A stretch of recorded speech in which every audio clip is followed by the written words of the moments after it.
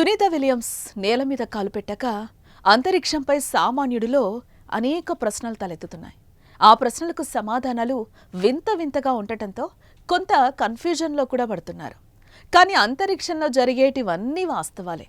286 రోజులు సునీ అంతరిక్షంలో ఇలాగే బతికారు. సునీత విలియమ్స్ ఒక్కతే కాదు, ఇంటర్నేషనల్ స్పేస్ స్టేషన్లో ఉన్న వాళ్ళంతా ఇలాగే బతుకుతున్నారు. వాళ్ళ లైఫ్ పూర్తిగా ఈ ప్రపంచానికే విరుద్ధం. సునీత విలియమ్స్ గడిచిన 286 రోజులు అంతరిక్షంలో ఎలా ఉన్నారో తెలుసా? గంటకి 28,000 కిలోమీటర్ల వేగంతో భూమి చుట్టూ తిరుగుతూనే ఉన్నారు.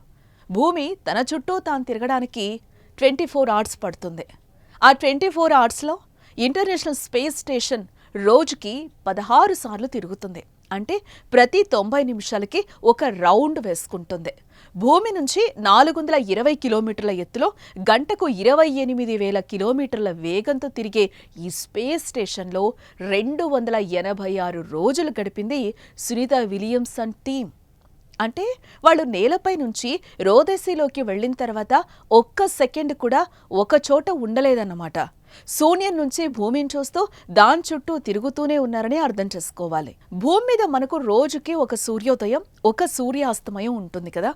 సూర్యోదయానికి సూర్యాస్తమయానికి మధ్య కనీసం 12 గంటల సమయం పడుతుంది.